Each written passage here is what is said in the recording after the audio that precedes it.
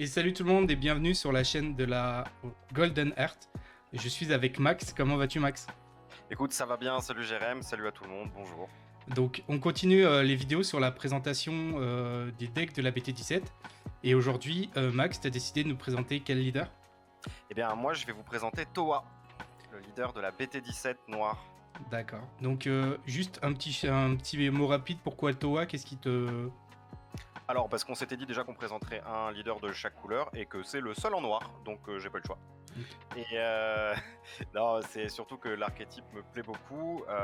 C'est un leader qui vient concrétiser finalement tout un archétype qui est développé depuis le bloc Munition Warrior sur les démons, les dieux démons, les habitants du royaume des ténèbres et une partie d'Android aussi. Et écoute, moi j'ai commencé à tester le jeu et je trouve ça super cool à jouer et donc j'avais envie de le présenter. C'est ça. Donc du coup, on va voir que sur cette vidéo, contrairement aux autres, c'est peut-être celui qui a le moins de support en BT17, qui a moins d'archétypes par rapport à couleur, par rapport à gamma. Mais donc du coup, il y aura un peu moins de cartes à présenter, mais il y a beaucoup plus de possibilités de construction du deck, parce que comme tu as dit, il y a beaucoup de supports d'avant.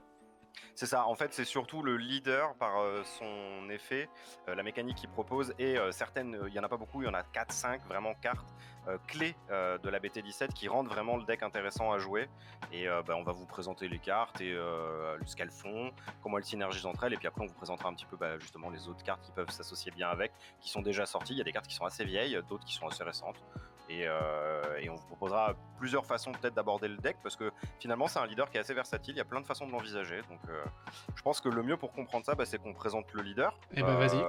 Voilà, donc j'enchaîne. Donc Toa, c'est un leader noir avec 10 000 de patates, comme la majorité des leaders. Il ne pioche pas sur sa face éveillée puisque son effet c'est que quand elle attaque, elle joue un démon un démon mais en token. Donc un token, pour ceux qui ne savent pas ce que c'est un jeton. Un jeton est une carte fictive avec une puissance de combo et une puissance d'attaque définie selon la carte qui la joue. Donc en l'état, les tokens que joue Towa sont des démons du royaume des ténèbres et ils ont 5000 de puissance et 5000 de combo. Et donc c'est très intéressant, sachant que le token qui est joué en mode action. Et donc elle a un éveil, et elle a un éveil un peu particulier et rare pour un leader noir. Elle s'éveille quand on possède 3 points de vie ou moins, ou alors quand on contrôle un unisson noir avec un coup spécifique de 3 marqueurs.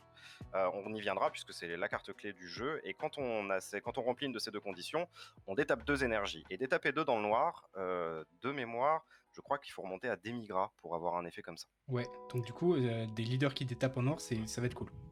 En fait, ça permet plein de choses. Ça permet soit de tempo pour défendre un tour, soit d'agresser comme un goré. Et donc ça, après, ce sera à vous, dans la façon dont vous aborderez le deck, de décider comment vous allez le jouer. Est-ce que vous allez jouer quelque chose d'agressif, quelque chose de plutôt défensif, qui va un peu monter dans les tours. Vraiment, toutes les options sont viables avec le lead.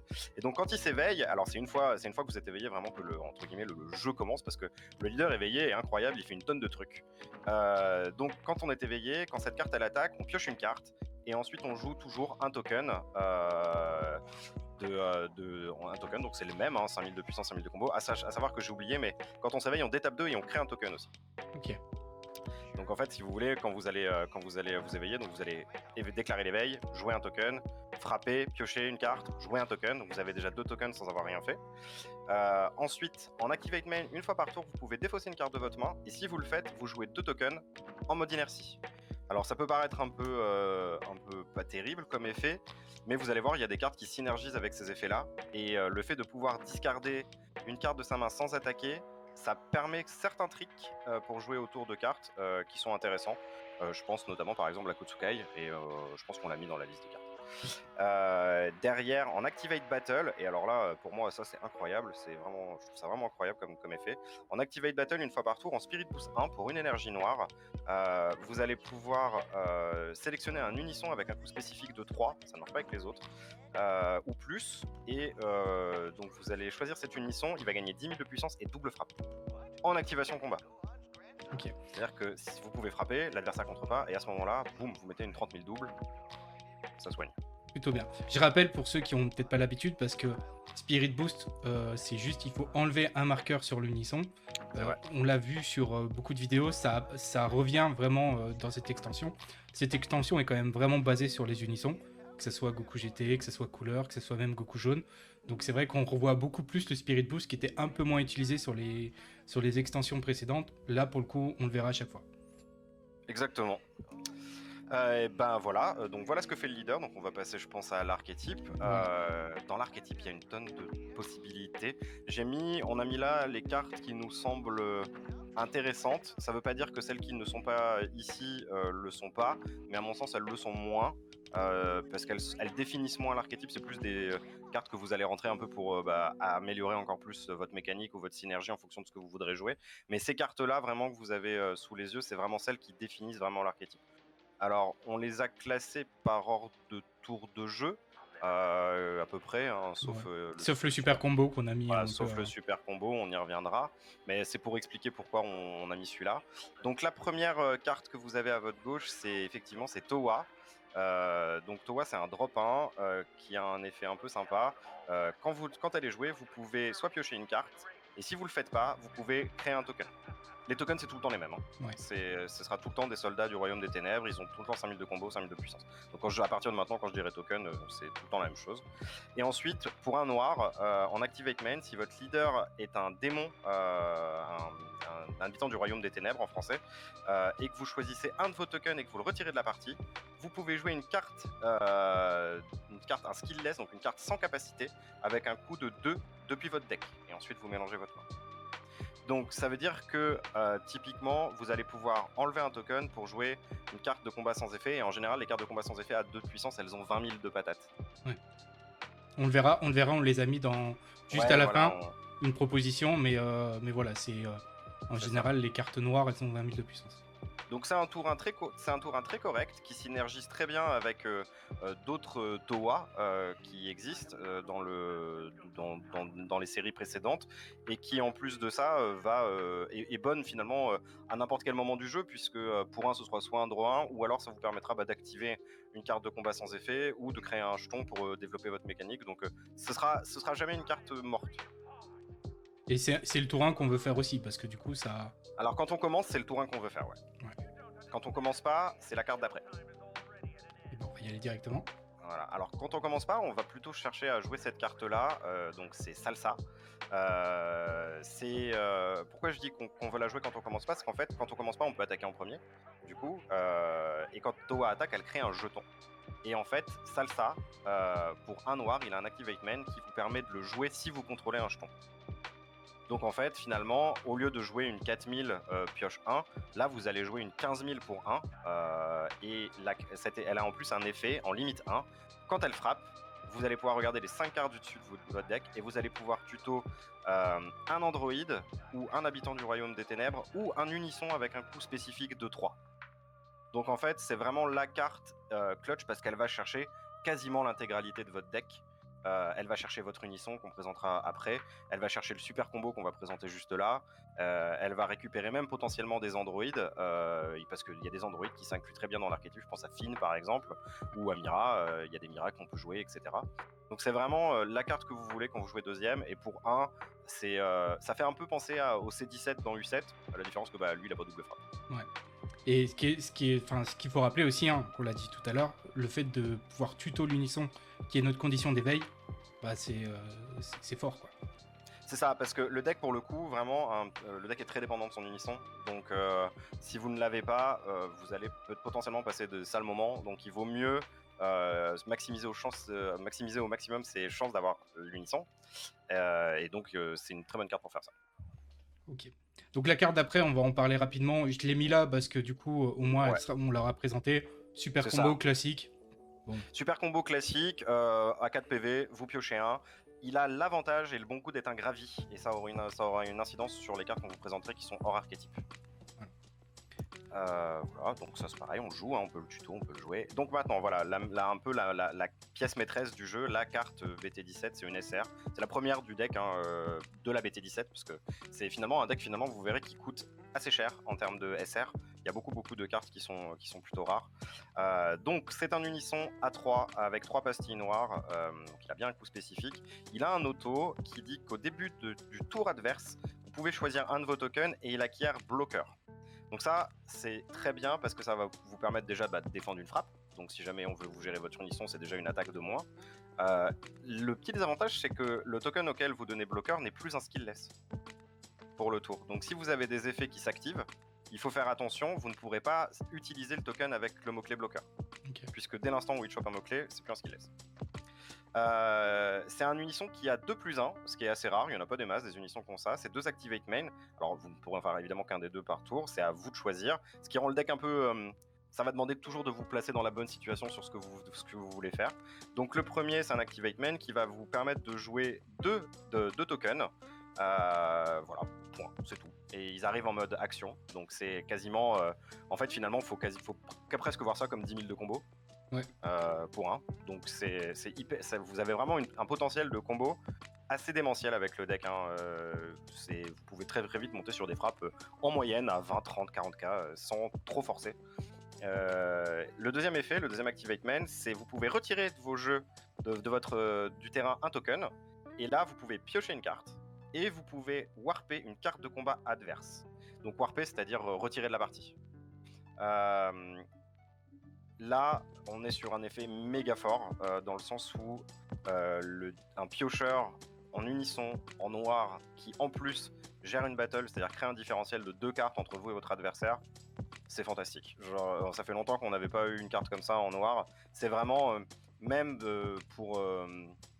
si elle n'était pas jouée dans l'archétype, c'est probablement une unisson qui pourrait trouver sa place dans n'importe quel deck noir, parce qu'elle peut créer des tokens tout seul, parce que vous verrez que dans les cartes qui existent déjà, il y a des cartes qui peuvent générer des tokens, et qui vont avec cet effet-là. En plus, ça marche avec une skillless, donc c'est pas forcément que des tokens, vous pouvez aussi utiliser des skillless à 20 000, je pense à Kit Coup par exemple, pourquoi pas. C'est vraiment un effet hyper fort. En plus, dès que vous l'avez, vous allez pouvoir vous éveiller. Donc vous posez ça, vous créez un différentiel de 2, vous avez 2 énergies ouvertes, et vous commencez à jouer. Ah, c'est vrai que là, l'unisson, pour le coup, ils ont quand même fait un bon unisson. Parce qu'on pouvait s'attendre à des fois, ça arrive, hein, c'est déjà arrivé qu'ils fassent des unissons qui soient moyens. Là pour, décevant, ouais. Là, pour le coup, ça rentre très bien dedans. Ah, lui, il est giga strong. Hein. Autant, c'est un peu ce qu'on pourrait reprocher à l'archétype, c'est ces cartes de combat qui sont un peu en dedans par rapport à ce qu'on voit actuellement je pense à la méta BT16, là, je pense par exemple à U7, qui a des cartes de combat incroyables. Stoa, c'est quand même moins impressionnant. Ouais. Mais l'unisson est démentiel. Alors, c'est moins important dans l'archétype, mais pour le coup, il y a un plus gros support. Pour le coup, le support est démentiel. Voilà. Le support, vous avez quasiment tout un bloc, plus les promos qui existaient. Enfin voilà, on va y venir de toute façon. Voilà. La carte d'après est une carte intéressante qu'il est bon de mentionner, je pense, pour plusieurs raisons. C'est pas une carte que vous allez forcément vouloir jouer, mais il faut la mentionner parce qu'elle peut être marrante. Donc c'est une poutine, et c'est un espace-temps sombre pour 2. Qui a barrière. Un espace-temps sombre, c'est-à-dire que vous devez retirer que des cartes exclusivement noires, au minimum 3, là pour le coup c'est un espace-temps sombre 3. Ça veut dire qu'elle restera aussi sur le terrain, les espaces-temps sombres ne s'en vont pas à la fin du tour, donc elle reste sur le terrain. Et quand elle est jouée, elle crée 2 tokens en mode inertie, et elle a un permanent qui vous dit que tant que vous possédez des tokens en mode inertie, les cartes de combat de votre adversaire ne peuvent pas attaquer votre leader. Donc en fait, c'est fort parce que ça force votre adversaire à aller gérer vos tokens par effet ou à les frapper dedans, et du coup ça vous donne finalement un peu le contrôle de comment se passent les choses sur le plateau, et c'est vraiment un effet qui est intéressant à jouer. Alors pour 2, on a la sensation que ça fait cher, mais vous verrez dans les cartes qu'on présentera après, il y a des moyens un peu de tricher et de la jouer pour moins cher que ça, voire même gratuit. Et puis ça peut faire un mini stop turn, parce qu'effectivement si tu t'es bien setup avant, tu as plus ou moins assez de tokens, le fait de gérer et tout, ça peut être un mini stop turn. Donc, l'idée, si tu arrives, ça c'est quelque chose que le deck fait moyennement, mais l'unisson aide grandement pour ça, c'est contrôler le board. Si vous arrivez à cleaner le board de votre adversaire et jouer ça, le temps qu'il remonte et qu'il repose des cartes de combat ou qu'il s'acharne à cleaner un peu vos cartes, c'est pas si simple que ça. Hein. Ça peut vite être tricky de jouer autour de cette carte, sachant que votre leader, si vous défaussez une carte, il joue 2 tokens en mode inertie. Ouais, voilà. Donc du coup, c'est-à-dire que si vous jouez ça, vous faites l'effet de votre leader, vous jouez ça, vous avez 4 tokens en mode inertie. Si l'adversaire n'a pas de board clear, il va devoir venir dans les tokens désespérément en attendant d'essayer de pouvoir toucher votre leader. Ça peut quasiment vous faire gagner un tour. Ok. passe à la suivante. La suivante, c'est la deuxième super du jeu. C'est une carte qui est incroyablement forte de base aussi, qui va parfaitement dans l'archétype. Alors c'est une carte qui a déflexion, et on sait que déflexion dans le noir c'est incroyable. En général on n'aime pas du tout prendre des Trunks, prendre des Yamcha, c'est pas du tout ce qu'on veut. Et là vraiment le fait que la carte est déflecte, ça la met à l'abri des counterplays et ça fait du bien d'avoir ça dans le noir, surtout dans cet archétype qu'on a besoin, parce que la majorité des cartes de combat elles n'ont pas déflect, donc elles sont sensibles au compte de mise en jeu. Donc elle a déflexion, double frappe, et elle a un auto en limite 1. Vous pouvez choisir deux cartes de combat de skillless, donc ça compte aussi parmi les tokens. Vous pouvez prendre 2 tokens, vous les retirez de la partie, et quand cette carte elle attaque, vous piochez une carte, vous la remettez en mode action, et elle gagne 5000 pour le tour. Donc en fait c'est une 25 000 double déflect pioche 1. Ouais. Réplique. Ça fait beaucoup. Ça fait beaucoup. Ça fait beaucoup quand on sait qu'elle ne coûte que 2 à jouer. Ouais. Et elle ne coûte que 2 à jouer par son Activate Main, qui dit que si vous avez 3 énergies et que vous possédez 2 ou cartes de combat ou plus sans effet en jeu, vous pouvez payer 2 noirs et la jouer de votre main. Donc en fait pour 2 noirs, c'est toutes les déflexions, double frappe, pioche 1, 25 000 répliques, double. Ça fait beaucoup. Ça commence à faire beaucoup. Ouais. Ouais, ça fait beaucoup, ouais. Pour le coup, c'est une vraie carte, c'est une carte oppressive, ça. Quand elle tombe tous les tours, elle n'a pas unique. Il faut la gérer, sinon c'est vite le bordel. En plus, 3 énergies, bah du coup tu viens de t'éveiller, t'as détapé 2. Ah bah tiens, elle coûte 2. C'est ça. Ça peut être fait sur ce tour-là si on veut mettre la pression. Enfin, voilà, on voit que pour le coup c'est bien pensé. C'est ça. Si vous jouez par exemple Pan SCR, Pan est une SCR qui va magnifiquement dans le deck, hein, je vous le dis. Hein. Étant donné que vous jouez des tokens de partout, vous avez tout le temps 4 cartes de combat vous-même, donc que l'adversaire il est pas de board, c'est pas un problème.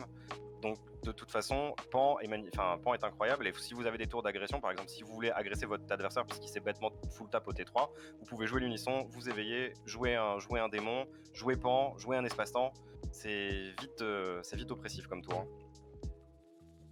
Et donc du coup t'as rajouté une petite carte, on va dire surprise. J'ai rajouté une petite carte à la fin parce que je pense qu'il est bon d'en parler. Je sais pas ce que ça donnera, je sais pas si ce sera joué, mais je voulais qu'on présente ça. Donc c'est un salsa, c'est un shroom pardon, mais il existe le même en salsa, puisque vous avez la possibilité de spirit boost dessus avec swap. Donc en spirit boost 1, swap 2, c'est-à-dire que vous allez pouvoir payer un spirit boost, remonter la carte dans votre main, et là vous pouvez jouer une carte de combat shroom ou salsa. Là c'est un shroom en l'état, mais il y a le même pour salsa, avec un coût de 2 sans capacité. Non, c'est même pas écrit sans capacité, je dis pas de bêtises, mais je crois que c'est juste avec un coup de 2, mais aujourd'hui la seule qui existe c'est une carte, c'est un skillless. Ouais. Et elle a un auto une fois par tour, et ça c'est là que ça devient intéressant. Une fois par tour, vous pouvez, quand votre adversaire joue une carte de combat avec des énergies supérieures à son coût d'énergie, eh bien la carte ne pourra pas attaquer pour le tour. Okay. Et mine de rien, ça peut être intéressant. Je pense par exemple à des decks qui vont vouloir venir vous tuer avec des boss monsters. Par exemple, si vous jouez contre Gamma, qu'on a présenté, qui est le dernier deck qu'on a présenté, le tour où vous savez que vous allez prendre Cell, et ben hop, vous posez votre shroom et ça va forcer le joueur de Gamma à faire un move avant de pouvoir bêtement Cell. Donc ça vaut le coup d'être mentionné. C'est des cartes qui pourront potentiellement trouver leur place, peut-être en side, peut-être je sais pas, mais bon, ça vaut le coup. Dans tous les cas, même la plupart des espaces-temps qu'on joue, souvent ils ont des coûts supérieurs à nos nombres d'énergie, donc ça ne pourra pas attaquer. Enfin, ça proc sur pas mal de choses. Après, bon, l'adversaire, quand il voit la carte, il va faire attention, mais ça peut... Ouais, mais ça l'obligera à faire un mouvement, ça l'obligera à bouger, ça l'obligera à faire un truc, et c'est ça qu'on veut faire avec Towa, c'est vraiment essayer de diriger un peu le contrôle de la partie, de forcer l'adversaire à bouger pour que nous on puisse réagir au mieux avec nos cartes. Okay. On va passer donc du coup au potentiel. Alors c'est comme à chaque fois, on a fait une petite sélection. Je pense que Max va en parler un petit peu d'autres éventuellement qu'on n'aura peut-être pas affiché, mais pour vous donner un peu des idées. Mais là pour le coup c'est celles qui de base il faut les considérer quand on veut monter ce deck là. Max pense, et enfin il va expliquer pourquoi ces cartes là doivent être quasiment jouées. Ouais, alors la première et celle dont il faut parler parce qu'elle conditionne beaucoup de l'archétype finalement, c'est le Demigra que vous avez là. Donc c'est une vieille carte ça, c'est un Demigra en activation principale, en explosion 2 pour 2 énergies. Vous allez meuler les 2 premières cartes du dessus de votre deck, ajouter à votre main jusqu'à jusqu'à 2 points de vie, mais il faut en prendre obligatoirement un pour avoir l'effet. Et là, une fois que vous avez fait ça, vous allez pouvoir jouer depuis votre deck ou votre zone, votre warp, vous allez pouvoir jouer une poutine et un gravi. Ça n'a pas de restriction de niveau, ça n'a pas de restriction de puissance. Donc, et c'est depuis le deck ou la warp. D'où l'intérêt des super combos tout à l'heure qui sont des gravis. Et donc ça veut dire que vous allez pouvoir jouer vos super combos depuis votre deck et vous allez pouvoir aussi les recycler depuis votre warp. C'est-à-dire que potentiellement, en acceptant de sacrifier des PV, hein, c'est pas ça, tout a un coût, hein, rien n'est gratuit, vous allez pouvoir potentiellement voir plus de 4 super combos dans une game. Et en général, les decks qui font ça sont des decks intéressants. C'est ça. C'est important de pouvoir combo plus facilement et de récupérer ces super combos. En plus, il y a Explosion 2, donc on peut éventuellement meuler un super combo, mais derrière, c'est moins grave de le faire. Exactement. Et en fait, si vous voulez, l'avantage, c'est que comme elle explose 2 et qu'elle va de la main en drop, vous êtes déjà à 3 et il y a des espaces-temps 3 qui vont très très bien dans le jeu, qui vous permettront directement de faire un espace-temps le tour où vous jouez des Migras pour continuer soit à agresser, soit à piocher, etc. Donc il y a vraiment des choses à faire avec ce genre de cartes. Et donc du coup, en jouant des Migras, bah, t'as mis des poutines que tu peux potentiellement jouer et ramener. Exactement, donc il y a 2 poutines à 3 que vous voyez. Celle du milieu, c'est la poutine SR de BT16, qui est une carte qui a le potentiel d'être incroyablement forte, mais il lui manque un mot-clé. Il aurait fallu qu'elle ait déflexion. Ça aurait été fantastique si elle avait eu déflect. Malheureusement, elle l'a pas, mais ça reste une bonne carte. C'est une 15 000. Elle a un espace-temps sombre 3 pour un noir, ou c'est un incolore, je crois, je sais plus. Mais une fois qu'elle est jouée, quand elle est jouée de votre main, donc attention, c'est quand elle est jouée de votre main, vous allez pouvoir créer un token. Donc vous voyez que ça va parfaitement avec l'archétype Towa. Vous allez pouvoir créer un token et en activation, elle a bloqueur, et en activation combat, vous allez pouvoir retirer un token de la partie, piocher une carte et passer cette carte en mode action et elle gagne plus 10 000. Donc en fait finalement c'est quasiment pour le combat, donc c'est quasiment une 25 000 puis 15 000 répliques draw 1. C'est ça. Ou 25 000 bloqueurs derrière. Exactement, ou c'est un bloqueur à 25k qui va vous faire piocher. Donc c'est extrêmement agressif ou défensif en faisant du CA. C'est un peu votre moteur de CA. Normalement, dans l'idéal, il faut toujours arriver à en avoir une sur le board. Parce que comme vous faites des tokens tous les tours et que c'est une activation combat, vous allez pouvoir, si elle reste, vous allez pouvoir piocher pendant votre tour, pendant le tour adverse, pendant votre tour, pendant le tour adverse. Et plus elle reste, plus elle fait du CA, plus elle va vous emmener dans des situations favorables. Parce que du coup, le petit trick, je te coupe 2 secondes, Max. Le petit trick, c'est si elle est sur le terrain et qu'on est en mode défensif, on bloque. Active combat, on prend un token, elle gagne plus 10 000, elle se redresse et derrière elle peut rebloquer. Donc du coup, enfin voilà, c'est l'intérêt de cette carte est vraiment insane. C'est ça. Et vous voyez que le jeu, il peut vraiment prendre l'orientation que vous lui donnerez, parce que soit on agresse comme un teuteux à coup de 25 000, etc. Soit comme l'unisson, il donne aussi bloqueur, lui, à une carte de combat sans effet, bah, vous avez finalement bloqueur, plus d'éventuels contres. C'est pas si simple que ça de venir vous chercher si l'adversaire n'a pas de removal direct. S'il en a, c'est pas la même chose. Ouais. Et en général, la majorité des decks maintenant en ont. C'est pour ça que cette carte, il lui manque un peu de déflexion. Je pense que ça aurait été bien qu'elle l'ait, je pense. Du coup, l'autre poutine qu'on a joué, c'est la poutine qui donne des cauchemars aux joueurs de bleu. C'est la poutine à 3 avec barrière qui vous permet de, quand votre adversaire joue une carte de combat par effet ou qu'il active un contre, vous pouvez sélectionner une carte de combat et la mettre en inertie. Pro tips pour les joueurs qui ont l'habitude de jouer poutine ou pas de pas jouer poutine justement, c'est pas forcément la carte périph' que vous rentrez en inertie, c'est n'importe quelle carte sur le board. Il n'y a pas beaucoup de gens qui le savent, mais faut le savoir. Et celle-là, elle sort sur le démigra aussi que vous avez à gauche, et du coup ça veut dire que quand vous jouez contre un archétype agressif, typiquement vous êtes capable de poser ça T2. C'est pas quelque chose qu'on s'attend à voir dans le noir. Et en général, elle va rester là. Donc, votre adversaire, à partir du T2, il va devoir se dire oh là là, oui, il faut que je joue un truc, il faut que je fasse au tour. Sachant que vous-même, vous jouez complètement au travers de Poutine. Puisque vous mettez des tokens tous les tours. Il suffit d'attaquer avec votre leader, vous jouez un token, le token proc Poutine, terminé. Donc, c'est vraiment une carte intéressante pour vous contre les autres, mais vous en avez rien à faire. Et du coup, on a rajouté cette petite poutine à 1 qui est exceptionnelle de polyvalence, parce qu'elle a un Spirit Boost pour 1 en swap 3. Et donc elle va vous permettre, quand vous activez l'effet Spirit Boost, de remonter cette carte en main, et au prix d'une carte de votre main que vous allez mettre sous votre deck, vous allez pouvoir jouer une poutine depuis votre main avec un coût de 3. Donc les 2 Poutines qui sont là, vous pouvez les jouer, et il y en a d'autres. Donc voilà. C'est là qu'on voit qu'effectivement, ce qu'on disait en début de vidéo, que l'archétype BT17 qui arrive est pas, enfin, rapporte quelque chose, mais on avait déjà énormément de cartes qui vont synergiser avec ce leader. C'est ça, et en fait il vient mettre il vient donner un leader et il vient donner un unisson à tout un archétype qui est développé depuis quelques temps et qui vient, enfin ça vient vraiment finaliser un bloc, et c'est moi ce qui m'a plu en fait finalement, et c'est pour ça que j'ai voulu présenter le noir, c'est parce que pour moi on arrive vraiment à la conclusion de vraiment ce qu'est le bloc Unison Warrior, quoi.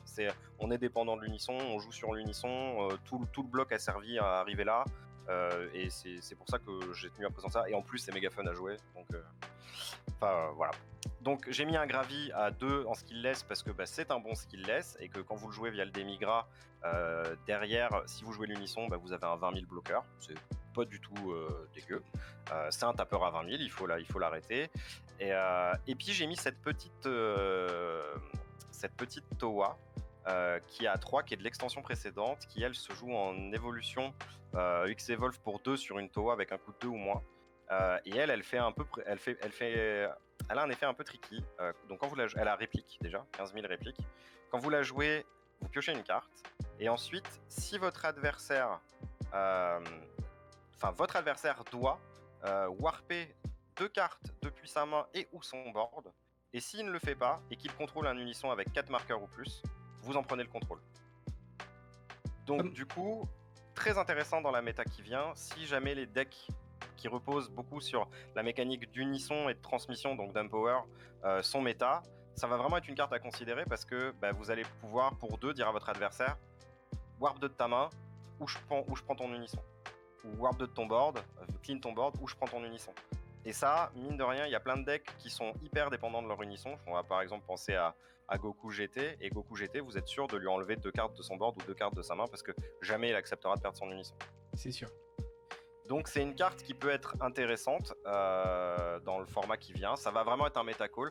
Moi aujourd'hui, je vous le dis, je la joue pas main deck, mais c'est une carte qui peut vraiment s'envisager si vous voulez la jouer. C'est potentiellement, il faudra la tester, mais c'est potentiellement un bon ajout de side. C'est ça. Donc comme il a dit, on présente pas forcément que des cartes qui vont aller directement dans le main deck, enfin dans le main deck de Max. Ça peut être du side, ça peut être d'autres choses. Il y a d'autres cartes aussi, on pense, parce que Towa, c'est pas le premier leader Towa noir, il y a déjà eu un leader au CDF. Il y avait une chaîne qui peut éventuellement se rentrer dedans. Après, ça va être à voir comment vous voulez la jouer. Enfin voilà, c'est pour dire que pour le coup, il y a énormément de cartes qu'on peut rentrer dedans. Et c'est très versatile. Quand vous allez arriver en face d'un joueur de Towa, à moins que la méta soit très définie et qu'on soit en fin de format, au début vous saurez pas si vous allez tomber contre un aggro, contre un mid ou contre un contrôle. Impossible à dire. Vous saurez pas tant que vous aurez pas vu le plan de jeu, tant que vous découvrirez pas le plan de jeu de l'adversaire, à savoir est-ce qu'il va m'agresser, est-ce qu'il va pas m'agresser, est-ce qu'il va monter dans les tours, qu'est-ce qu'il a comme bombe à la fin de son jeu, parce que effectivement tu as parlé de la chaîne, on pense à la chaîne Mira, le Salsa, on vous l'a dit tout à l'heure, tuto des androïdes, Mira c'est des androïdes, vous pouvez jouer l'ancienne chaîne, ça vous permet en plus de jouer autour de plein de cartes. Donc il n'y a aucune raison de ne pas la jouer, par exemple. Enfin, il faudrait l'essayer en tout cas. Et quand vous allez dire, si vous jouez par exemple cette Towa là qu'on voit sur l'écran, si vous lui dites pour 2, Warp 2, et puis qu'après vous placez un Mira en disant Warp 3 maintenant, finalement vous vous retrouvez dans une situation où vous jouez presque un-control, quoi. Et puis même avec les mêmes cartes, il peut avoir le plan de jeu différent. Il peut très bien être aggro, il peut être bloqueur. Enfin, c'est comme quoi, même si on voit la decklist, ça va être en fonction de comment va vouloir jouer le joueur et comment il va aborder le match-up pour dire soit il va agresser, soit il va être plus défensif. C'est ça, c'est hyper intéressant parce que ce sera à vous, et je pense que c'est un deck à très haut skill cap pour le coup Towa. Donc quand j'entends skill cap, c'est que c'est dur à maîtriser. Ça va vraiment vous demander de savoir vous placer dans le match-up. Est-ce que vous êtes l'agresseur, est-ce que vous êtes l'agressé, est-ce que il faut y aller, pas y aller, vous n'avez pas de ressources, vous n'avez pas des ressources illimitées non plus. C'est un deck, il va falloir jouer autour de beaucoup de cartes, parce que on pense par exemple, il y a des cartes qui annihilent complètement votre stratégie. Alors on remercie Bandai, Secret Identity a été banni. Ouais. Mais par exemple, Dormant, c'est toujours là. Donc Dormant, en vert, il va raser tous vos tokens pour une carte gratuite, et en plus en défonçant une de ses cartes à lui. Et derrière, vous n'avez plus de tokens. Donc si vous n'avez plus de tokens, c'est difficile de jouer. Donc vous allez devoir jouer vraiment autour de toutes les cartes adverses pour arriver à développer votre stratégie. C'est un deck qui va demander, je pense, pas mal de prise en main et pour arriver à en faire quelque chose. On vous garantit pas que ce sera un tier 1 ou un tier 1-5, même un tier 1-5. C'est peut-être même ça, ce sera peut-être même jamais qu'on jouer compétitivement. Mais si vous essayez de pousser la liste au maximum, ça va vous demander de suer un peu du front pour arriver à en faire quelque chose de bien. Ok. Et bah du coup, je pense qu'on arrive à la fin. Je vais te laisser le mot de la fin. Juste avant, je vais quand même rappeler les petits trucs. N'hésitez pas, pardon, à laisser un petit like, un commentaire, partager la vidéo. Et puis bah du coup, Max, vas-y, qu'est-ce que tu veux conclure par rapport à toi? Moi je vous conclus, jouer noir, noir c'est la vie, Toa c'est la vie, jouer Toa, c'est très bien. Et bien merci à tous et je vous dis à la prochaine vidéo. Ciao. Restez dorés. Restez dorés, c'est beau.